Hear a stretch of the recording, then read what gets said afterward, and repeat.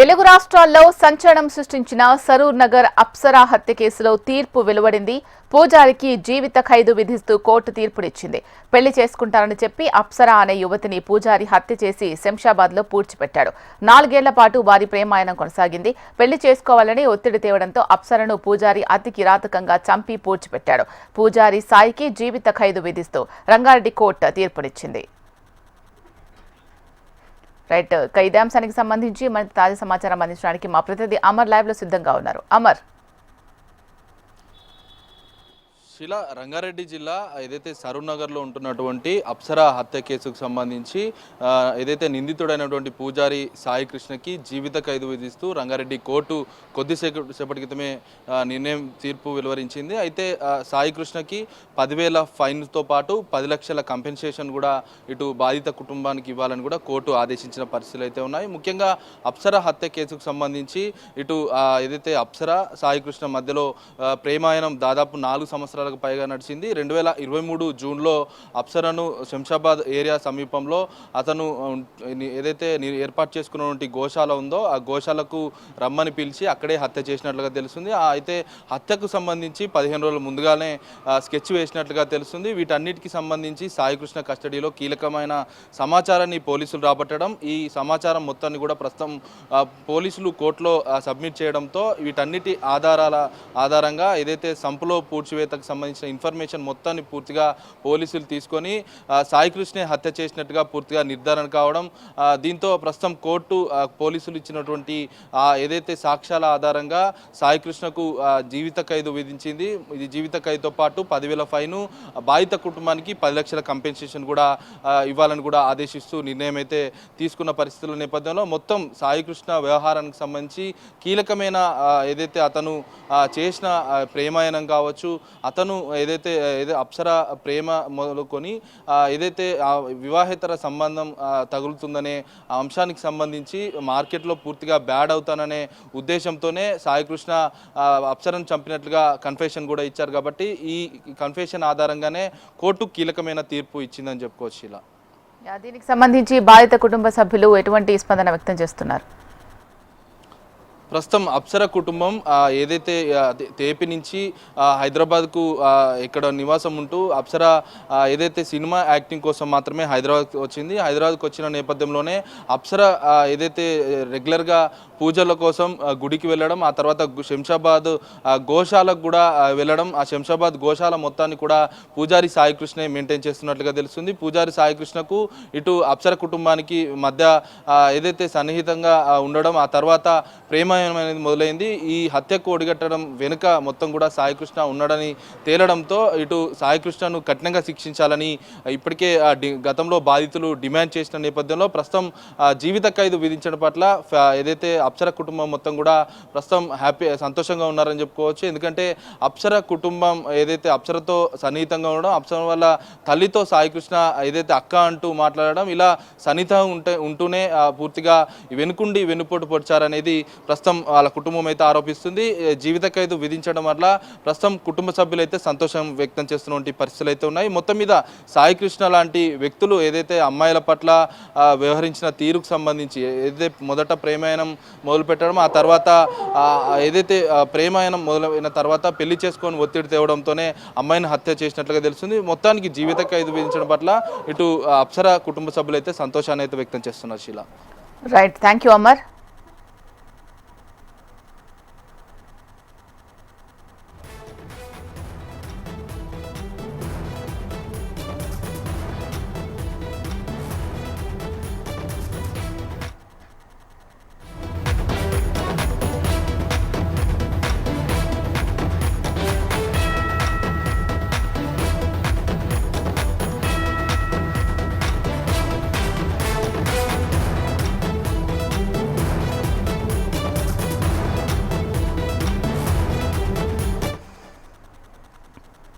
రుణం కట్టలేదని రైతులపై బ్యాంకు అధికారులు అత్యుత్సాహం ప్రదర్శించారు. కర్నూలు జిల్లా చిప్పగిరి మండలంలో బెల్డోనా సొసైటీలో కొందరు రైతులు తమకు నష్టం వాటిల్లడంతో తీసుకున్న అప్పు కట్టలేదు. దీంతో అప్పు తీసుకున్న రైతుల ఇంటికి బ్యాంకు అధికారులు వచ్చారు. అప్పు తీర్చినందుకు ఇంట్లో సామాన్ తీసుకెళ్తున్నామని వారితో చెప్పారు. రైతుల ఇంట్లో ఉన్న టీవీలు, బైక్, ట్రాక్టర్లను బ్యాంకు అధికారులు స్వాధీనం చేసుకున్నారు. ఆలూరు పరిధిలోని సహకార బ్యాంకులో 130 మంది రైతులు అప్పు తీసుకున్నారు. వారి ఆస్తులు జప్తు చేయాలని అధికారులు ఆదేశాలు జారీ చేశారు. ప్రస్తుతం 15 మంది రైతుల ఇంట్లోని సామాన్లను అధికారులు స్వాధీనం చేసుకున్నారు. కోట్ల రూపాయల అప్పు ఎగ్గొట్టిన వారిని వదిలి సన్నకారు రైతులను ఇబ్బంది పెట్టడం తగదని స్థానికులు అంటున్నారు. బెల్లోనా బ్యాంక్ అధికారులపై చర్యలు తీసుకోవాలని డిమాండ్ చేస్తున్నారు.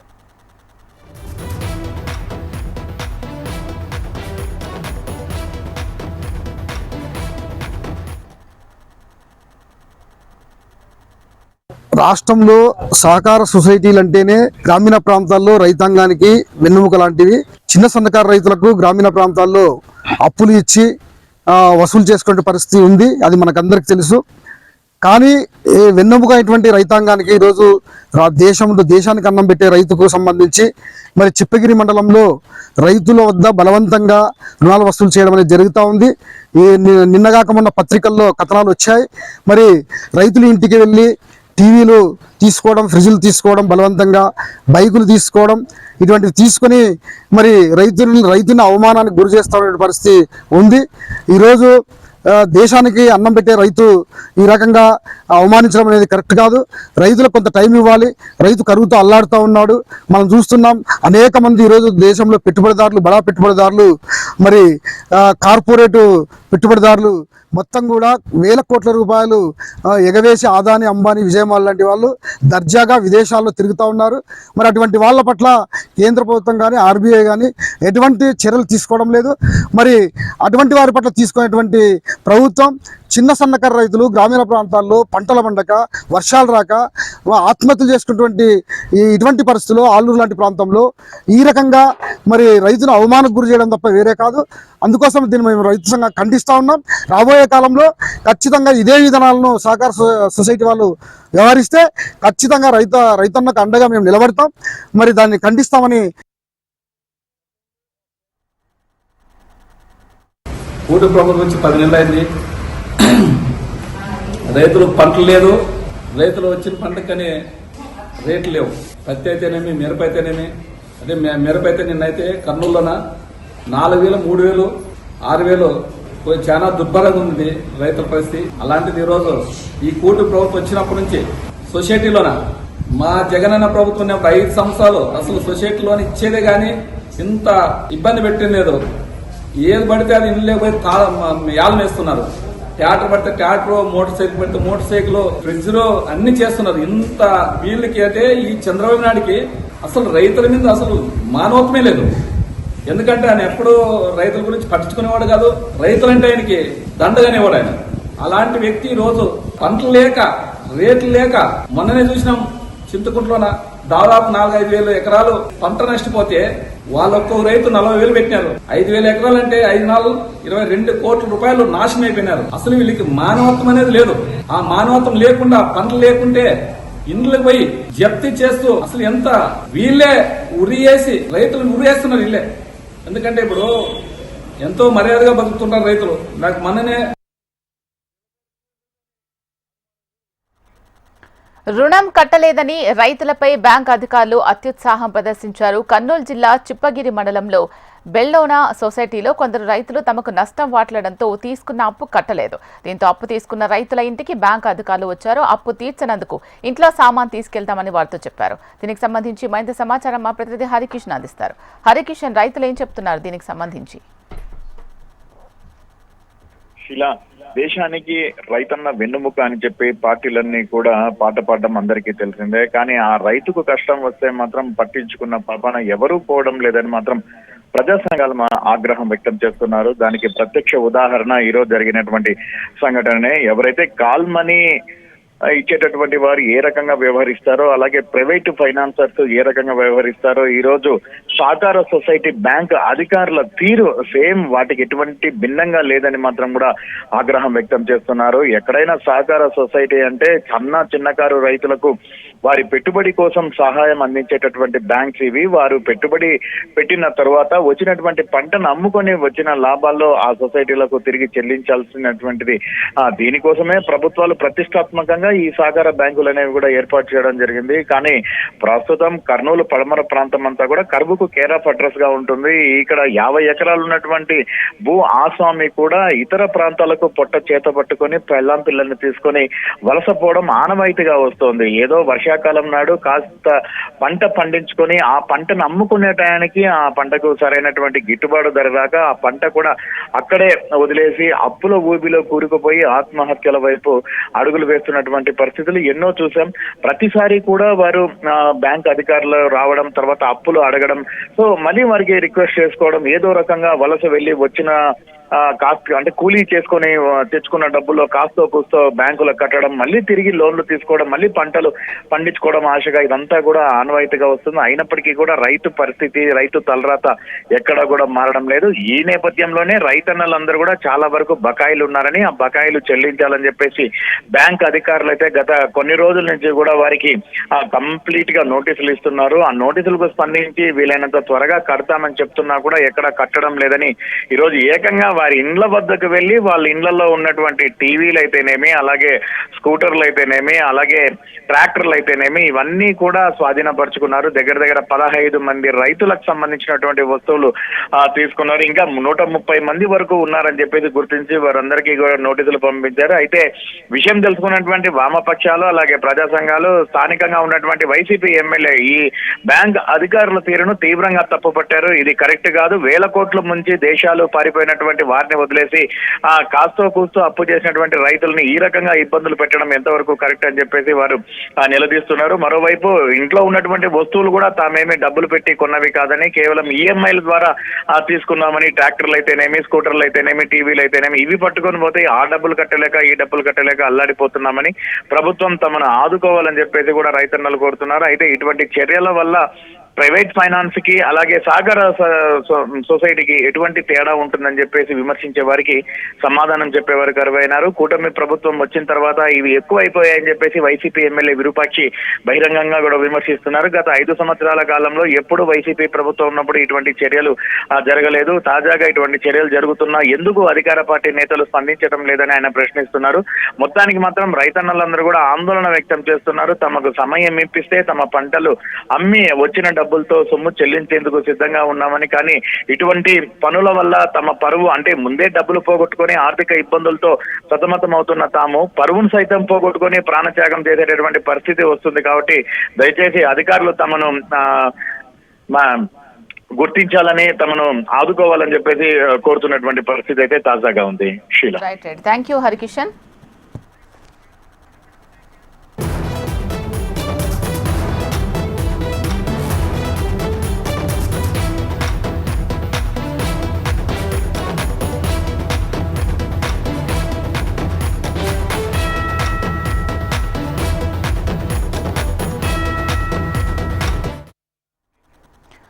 పల్నాడు జిల్లాలో వీఆర్ఓలు, విలేజ్ సర్వేయర్లపై ఆర్డీఓ చర్యలకు ఉపక్రమించారు.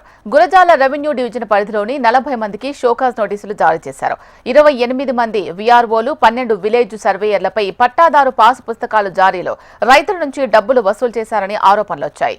ఐవీఆర్ కాల్స్ ద్వారా ఫిర్యాదులు అందగా ఆర్డీఓ షోకాజ్ నోటీసులు ఇచ్చారు. మీరు ఈ విధంగా పాస్బుక్ కోసం అప్లై చేశారు, లేదా కరెక్షన్ కోసం అప్లై చేశారు, సర్వే కోసం అప్లై చేశారు, మీకు సేవలు ఎలా ఉన్నాయనేది ఆ ప్రభుత్వం ఐవీఆర్ఎస్ కింద వాళ్ళు అడగడం జరుగుతుంది. దాంట్లో భాగంగా కొంతమంది వాళ్ళు మీకు సంతృప్తిగా ఉన్నారంటే నొక్కండి, లేకపోతే అసంతృప్తిగా ఉన్నారు, లేకపోతే మీకు ఏదైనా డబ్బులు అంటే నిర్దేశిత రుసుము కాకుండా ఎక్కువగా తీసుకున్నారా, లేకపోతే మీకు ఏదైనా ఫార్మేట్ నోటీస్ లాంటి ఇష్యూ చేశారా, అసలు మీ భూమి ఏదైనా సర్వే చేయడానికి భూమి మీదకి వచ్చారా అనే విషయాలను కూడా వాళ్ళు అడగడంతో వారు కొంతమంది వచ్చారండి. కొంతమంది మేము ఏదైతే గవర్నమెంట్ నిర్దేశించిందో ఆ రుసుము కట్టాం, దానికన్నా ఎక్కువ తీసుకోవాలని కొంతమంది చెప్పారు. కొంతమంది అయితే మామూలుగా భూమికి పిలవటానికి రాలేదను, లేకపోతేనేమో ఆ నోటీస్ మాకు సర్వ్ చేయలేదను, లేకపోతే ఆ నిర్దేశిత రుసుము కాకుండా ఎక్కువ వసూలు చేశారను, ఆ విధంగా వాళ్ళకి ఫీడ్బ్యాక్ ఫోన్ కాల్ ద్వారా వెళ్ళటం జరిగిన దాని మీద కొంతమంది నేమ్స్ అయితే మనకు వచ్చి రావడం జరిగిందండి. అది కలెక్టర్ గారి దగ్గరికి వచ్చిన తర్వాత వాళ్ళకి నోటీసులు కూడా మనం ఇచ్చాము. ఏంటి దీని మీద సబ్జెక్షన్ అడగడం కూడా మనం దానికి నిమిత్తం అడిగాము. అయితే ఏంటంటే వారు చెప్పిన సమాధానం కొంతమంది మనకి వస్తున్నాయి 1 by 1. లేదండి మేము ఎక్కడ తీసుకోవద్దని. అయితే అది ఎంతవరకు కరెక్ట్ అని చెప్పని గత 5-6 నెలలు వాళ్ళు ఏమైతే ట్రాన్సాక్షన్ చేస్తున్నారో ఆ రికార్డు వెరిఫై చేయడం కానీ, తర్వాత ఇంకేదైనా సర్వే సంబంధించి కూడా వెరిఫై చేసి దాన్ని ఉన్నతాధికారులకు పంపించి అది ఎంతవరకు దాంట్లో జెన్యూనిటీ ఉంది, ఎంతవరకు కరెక్ట్ అని చెప్పి అది పై అధికారులు కూడా తెలుపుతాము.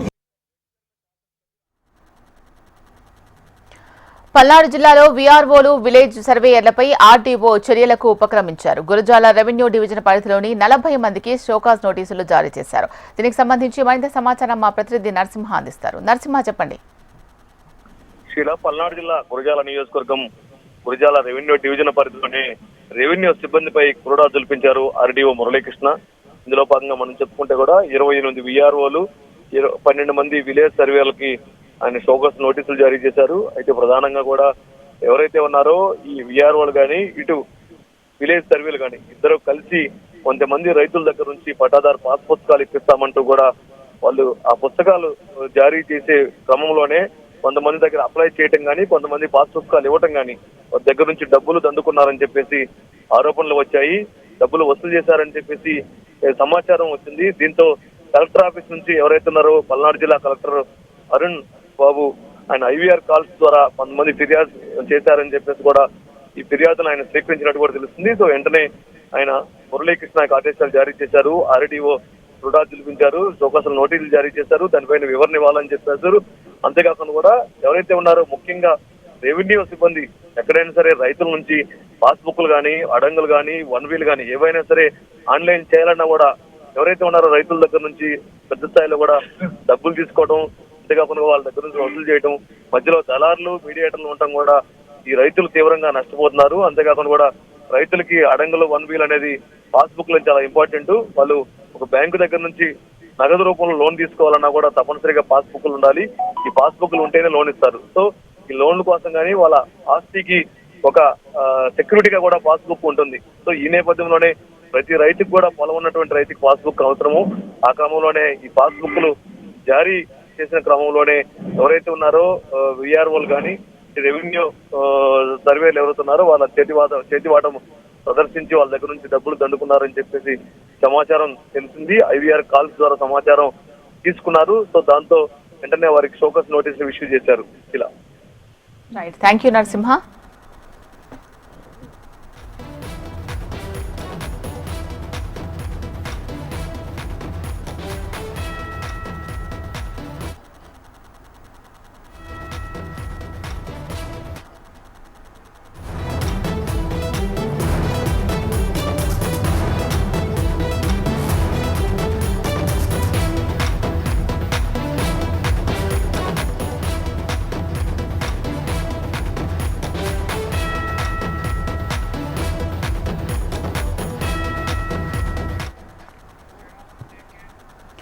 పాస్టర్ ప్రవీణ్ మృతిపై క్రైస్తవ సంఘాలు అనుమానాలు వ్యక్తం చేస్తున్నాయి. ప్రవీణ్ యాక్సిడెంట్ కేసును అనుమానాస్పద కేసుగా నమోదు చేశారు. రాధా మనోహర్ దాస్ పై కేసు నమోదు చేయాలని రాజమండ్రి సిటీ ఎమ్మెల్యే వాసు జిల్లా ఎస్పీని కోరారు. పాస్టర్ ప్రవీణ్ ది హత్య అని క్రైస్తవ సంఘాలు ఆరోపిస్తున్నాయి. రాజమండ్రి ప్రభుత్వ హాస్పిటల్లో పాస్టర్ మృతదేహం ఉండగా అక్కడకు భారీగా క్రైస్తవ సంఘాల నాయకులు చేరుకుంటున్నారు. దీంతో లా అండ్ ఆర్డర్ సమస్య తలెత్తకుండా ఆసుపత్రి వద్ద పోలీసులు భారీగా మోహరించారు. పరిస్థితిని జిల్లా ఎస్పీ ఎప్పటికప్పుడు సమీక్షిస్తున్నారు. కాగా నిన్న ఉదయం రాజమండ్రిలో ప్రవీణ్ పగడాల మృతదేహం స్థానికులకు కనిపించింది. ఆయన రోడ్డు ప్రమాదంలో చనిపోయారని అంతా భావించారు. అయితే ఆయన శరీరంపై గాయాలు ఉన్నాయని సన్నిహితులు చెప్తున్నారు. ప్రవీణ్ పగడాల మరణంపై అనుమానాలు ఉన్నాయని, ఈ ఘటనపై సమగ్ర దర్యాప్తు చేయాలని డిమాండ్ చేస్తున్నారు. దీనికి సంబంధించి మరింత సమాచారం మా ప్రతినిధి చిరంజీవి అందిస్తారు.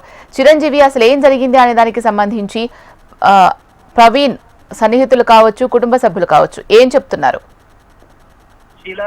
ప్రవీణ్ ప్రగడాల పాస్టర్ ఎవరైతే ఉన్నారో ఆయన నిన్న తెల్లవారుజామున ఇటు రాజమండ్రి కొంతమూరు దగ్గర గ్రామం బ్రిడ్జ్ దగ్గర టోల్ గేట్ క్రాస్ అయిన తర్వాత ఆయన అనుమానాస్పద స్థితిలో ఈ హైవే పక్కన పడి ఉన్నారు. అయితే తదనంతరం ఎవరో గుర్తు తెలియని వ్యక్తిగా ఇటు పోలీసులకు సమాచారం ఇవ్వడంతో విషయం వెలుగులోకి వచ్చింది. ఆయన ఒక పాస్టర్ అని, ఆయన విజయవాడ నుంచి ఇటు రాజమండ్రి వస్తుండగా ఘటన జరిగిందని చెప్తున్నారు. అయితే దీనిపై క్రైస్తవ సంఘాలు మాత్రం పెద్ద ఎత్తున అనుమానం అయితే వ్యక్తం చేస్తున్నాయి. ఎవరైతే ఈ ప్రవీణ్ ప్రగడాల ఉన్నారో ఆయనకి గతం నుంచి కూడా ఈ క్రైస్తవ సంఘాల విషయమై కానీ ఇటు హిందూ సంఘాలతో కూడా వాదనలు జరిగాయి. ఆ సమయంలోనే ఆయన్ని కానీ ఆయన కుటుంబ సభ్యులను కానీ చంపేస్తామంటూ కూడా గతంలో కూడా హెచ్చరించారు. ఈ నేపథ్యంలోనే ఆయన మృతిపై కూడా అనుమానాలు ఉన్నాయంటూ కూడా పెద్ద ఎత్తున నిరసన తెలియజేశారు. అయితే ఈ ప్రవీణ్ ప్రగడాల మృతదేహాన్ని నిన్న రాజమండ్రి ప్రభుత్వ హాస్పిటల్ వద్దకు అయితే తరలించారు. అయితే దీంతో విషయం తెలుసుకున్న చుట్టుపక్కల ఇటు ప్రముఖ పాస్టర్లు కానీ ఇటు క్రైస్తవులు కానీ పెద్ద ఎత్తున ప్రభుత్వ హాస్పిటల్ చేరుకుని వి వాంట్ జస్టిస్ అంటూ కూడా నినాదాలు చేపట్టారు. అయితే జిల్లా ఎస్పీ కూడా ఎప్పటికప్పుడు ఈ విషయాన్ని అయితే ఎక్కడా కూడా ఎటువంటి అవాంఛనీయ ఘటనలు జరగకుండా ముందస్తు భద్రతా చర్యల్లో భాగంగా కూడా కట్టుదిట్టమైన ఏర్పాట్లు చేశారు. ఎవరు కూడా దీనిపై సోషల్ మీడియాలో కానీ ఎక్కడా కూడా దుష్ప్రచారాలు చేయొద్దని, చేస్తే వారిపై కఠిన చర్యలు తీసుకుంటామని కూడా చెప్పడం జరిగింది. అయితే ఇప్పటి వరకు కూడా ప్రవీణ్ ప్రగడాల మృతదేహం ఇటు రాజమండ్రి మార్చురీలోనే ఉండడం జరిగింది. ఇంకా పోస్ట్ మార్టం నివేదిక అయితే రాలేదు. పోస్ట్ మార్టం నివేదిక ఆధారంగా ఇది యాక్సిడెంటా లేదైనా హత్య అన్న దానిపై కూడా విషయం తేలాల్సి ఉంది. అయితే దీనిపై క్రైస్తవ సంఘాలు కూడా పెద్ద ఎత్తున నిరసన వ్యక్తం చేస్తున్నాయి. ఇప్పటికే రాజమండ్రి సిటీ ఎమ్మెల్యే కూడా ఇటు చేరుకుని ఇటు క్రైస్తవ సంఘాలు కూడా సంఘీభావం తెలియజేశారు. ఎక్కడా కూడా ఎటువంటి దాపరికం లేకుండా నిష్పక్షపాతంగా కూడా దీనిపై ఎంక్వైరీ చేస్తాము. ఇప్పటికే జిల్లా ఎస్పీ కూడా దీనిపై ప్రత్యేక బృందాలు అయితే ఏర్పాటు చేసింది. దీనిపై ఏం జరిగింది అన్న దానిపై కూడా పోలీసులు సస్పెక్టెడ్ కేసు కింద కూడా అయితే ఎఫ్ఐఆర్ నమోదు చేయడం జరిగింది. అయితే పోస్ట్ మార్టం జరిగిన తర్వాతే దీనిపై ఒక స్పష్టత వచ్చే అవకాశం ఉంది. కానీ ఇప్పటికే క్రైస్తవ సంఘాలు రాజమండ్రి ప్రభుత్వ హాస్పిటల్ వద్దకు భారీగా చేరుకుని అయితే నినాదాలు చేస్తున్నారు. దీనిపై కూటమి ప్రభుత్వం ఏర్పడిన తర్వాత క్రైస్తవులకు రక్షణ కరువైందంటూ కూడా కొందరు ఆరోపిస్తున్నారు. దీనిపై ఏం జరుగుతుందో అన్న దానిపై కూడా సస్పెన్షన్ నెలకొంది. Sheela. Right, thank you Chiranjeevi. Telangana అసెంబ్లీలో ఆసక్తికర ఘటన చోటు చేసుకుంది. మంత్రి Ponguleti Srinivasa Reddy, BRS working president KTR అసెంబ్లీలో పక్కపక్కనే కూర్చొని ముచ్చటించిన విజువల్స్ కెమెరాకు చిక్కాయి. అసెంబ్లీలో బీఆర్ఎస్ సభ్యుల సవాళ్లు, అధికార పార్టీ సభ్యుల ప్రతి సవాళ్లు జోరుగా నడుస్తున్నాయి. ఈ సందర్భంలో మంత్రి పొంగులేటి శ్రీనివాస్, కేటీఆర్ ఒకే సీట్లో కూర్చొని ఏదో విషయంపై చర్చ సాగించడం ఆసక్తిగా మారింది.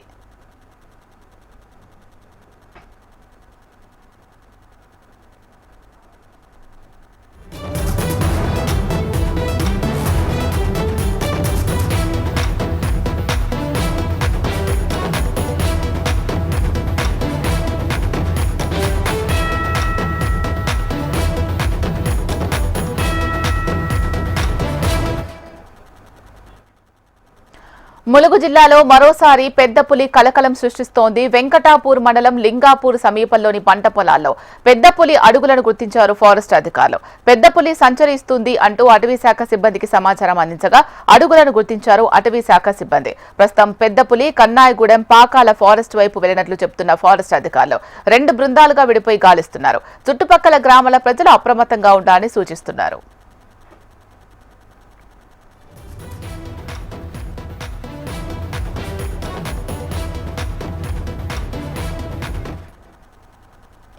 ములుగు జిల్లాలో మరోసారి పెద్ద పులి కలకలం సృష్టిస్తోంది. వెంకటాపూర్ మండలం లింగాపూర్ సమీపంలోని పంట పొలాల్లో పెద్ద పులి అడుగులను గుర్తించారు ఫారెస్ట్ అధికారులు.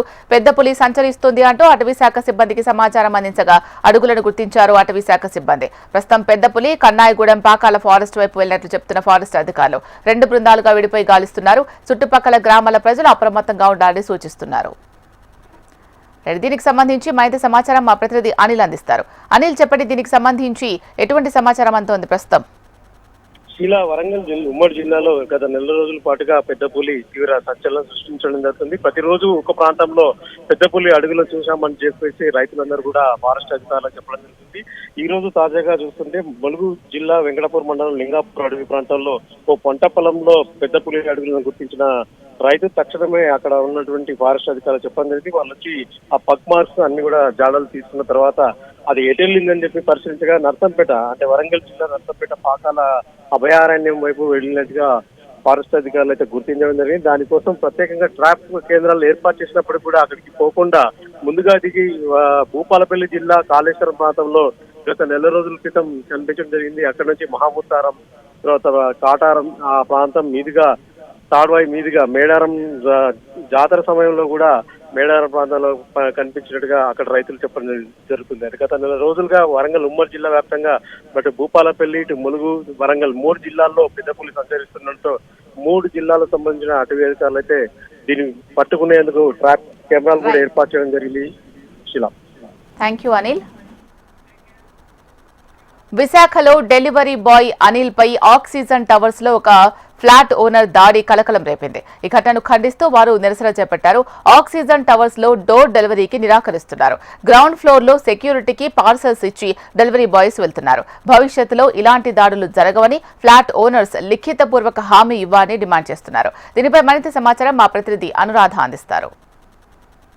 ఆక్సిజన్ టవర్స్ లో జరిగిన డెలివరీ బాయ్ మీద దాడికి సంబంధించి మొత్తం డెలివరీ బాయ్స్ అంతా కూడా ఇప్పటి నుంచి కూడా ఆక్సిజన్ టవర్స్ కి వెళ్ళి మేము ఎవరమే కూడా హోమ్ డెలివరీ చేయము అంటూ కూడా వాళ్ళకు నిరసన అయితే వ్యక్తం చేస్తున్నారు. అలాగే ఏ అపార్ట్మెంట్స్ దగ్గరైనా కూడా సెక్యూరిటీ మెజర్స్ అనేవి మాకు కూడా కావాలి, మావి కూడా ప్రాణాలు అని చెప్పి వాళ్ళైతే మాత్రం పూర్తి స్థాయిలో ఈరోజు విశాఖపట్నంలో ఒక ఉద్యమం దిశగా వెళ్తున్నారు. ఎవరు కూడా ఏదైనా డెలివరీస్ ఇవ్వాలి అని అంటే కింద సెక్యూరిటీలో ఖచ్చితంగా వాళ్ళకి వివరాలు ఇవ్వాలి, అక్కడ ఇచ్చి వెళ్తామన్నట్టుగా వాళ్ళు ఒక నిరసన అయితే బయటకు తీసుకొస్తున్నారు. అసలు ఈ అంశానికి సంబంధించి వాళ్ళు ఏమంటున్నారు ఒకసారి మాట్లాడదాం. ఏం చెప్పాలనుకుంటున్నారు మీరు? ఈరోజు జరిగిన ఘటన అంతా కూడా చూశారు, మీరు ఒక డిమాండ్ పెట్టారు, ఇక మేము ఆక్సిజన్ టవర్స్కి వెళ్ళి హోమ్ డెలివరీ చేయము, డోర్ డెలివరీ చేయమని. ఏం చెప్పాలి? ఇప్పుడు మాకు ప్రాణాల మీద భయం ఉండి మాకు రక్షణ లేని చోట మేము డెలివరీ ఏ విధంగా చేయగలుగుతాము? నెక్స్ట్ ఏదే విధంగా ఏంటంటే మేము ఎక్కడికి ఒకవేళ ఇద్దామని వెళ్ళినా సరే అక్కడ సెక్యూరిటీ వాళ్ళు కూడా మమ్మల్ని కనీసం మనుషుల్లా ట్రీట్ చేయట్లేదు. మేము బ్యాగ్ వేసుకెళ్ళినా సరే మాకు బ్యాగులు చెక్ చేసి మాకు బయట పంపిస్తున్నారు. మమ్మల్ని ప్రతి ఆర్డర్ దగ్గర కూడా మమ్మల్ని అవమానించడమే జరుగుతుంది. సో ఏంటంటే ఈ ఆక్సిజన్ టవర్స్ అనే కాదు, చాలా అపార్ట్మెంట్లు కూడా మమ్మల్ని హేళన చిన్నచూపు చూడడం అది చేస్తున్నారు. సో ఏంటంటే ఈ పరిణామం చాలా దురదృష్టకరం. ఏంటంటే మేము ఈ ఆక్సిజన్ టవర్స్లో డెలివరీ చేయాలంటే మాకు అంత గుండె ధైర్యం లేదు. ఎందుకంటే ఆ సెల్లార్కి వెళ్ళేసరికల్లా మా ఫోన్ సిగ్నల్స్ అన్నీ డెడ్ అయిపోతాయి. అక్కడ మాకు ఏమవుతుందని కూడా మాకు భయం వేస్తుంది. సో ఏంటంటే కుక్కలు చెత్తలు వెళ్ళే దాంట్లో మమ్మల్ని పంపిస్తారు. మమ్మల్ని అక్కడ ఉన్న ఓనర్స్ ఎక్కే లిఫ్ట్ మాకు అలౌ చేయరు. ఒకవేళ తెలియక అలౌ చేసినా సరే మాకు 500 రూపీస్ ఫైన్ కూడా వేయడం జరుగుతుంది. సో ఇంత అమానుషంగా మేము రోజు పని చేసుకుని ఒక ఆర్డర్కి 20 రూపాయలు వస్తుంది. అంత కష్టపడి మేము డెలివరీ చేయడానికే వెళ్తున్నాం. కనీసం మాకు రెస్పెక్ట్ కూడా ఇవ్వకుండా మమ్మల్ని అవమానించి కొట్టి ఇలాంటి చేసిన దానికి మేము ఆక్సిజన్ టవర్స్లో డెలివరీ ఇవ్వదలుచుకోలేదు. అంటే మీరు చెప్పండి, జనరల్గా ఒక్క అపార్ట్మెంట్ దగ్గర ఉన్న విషయం మాత్రమే కాదు, ఈ రోజు ఘటన వెలుగులోకి వచ్చింది కాబట్టి అక్కడ మీరు ఇబ్బందులు అయితే బయటకు వచ్చాయి. కానీ చాలా అపార్ట్మెంట్స్ అంటే విశాఖపట్నం మొత్తం అర్బన్ కల్చర్, చాలా అపార్ట్మెంట్స్ ఉన్నాయి. అన్ని చోట్ల కూడా మీరు ఇలాంటి ఇబ్బందులు ఎదుర్కొంటున్నాం అని చెప్తున్నారు. ఓవరాల్గా ఇప్పుడు మీరు ఏం డెసిషన్ తీసుకుంటారు ఈ ఘటన తర్వాత? అంటే ఇప్పుడు మేమైతే కనుక ఇక్కడ నుంచి ఆక్సిజన్ టవర్స్కి అయితే మేము డెలివరీకి వెళ్ళమండి. ఇన్నాళ్ళు అయితే వెళ్ళేవాళ్ళం. కానీ ఎంత అమానుషం అంటే అసలు తప్పు ఎవరిదో తెలుసుకోకుండా పైనుంచి కేవలం ఫోన్ చేసి సెక్యూరిటీ గేట్లు వేసామంటే అతను గేట్లు వేసి రైడర్ని లోపల పెట్టి అంత దారుణంగా కొట్టడం అనేది చాలా దారుణం.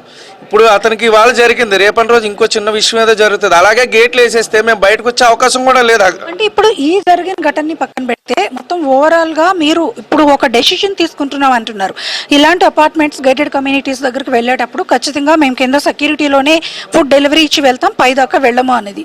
ఇదేంటి ఇప్పుడు మీరు దీని మీద ఏం డెసిషన్?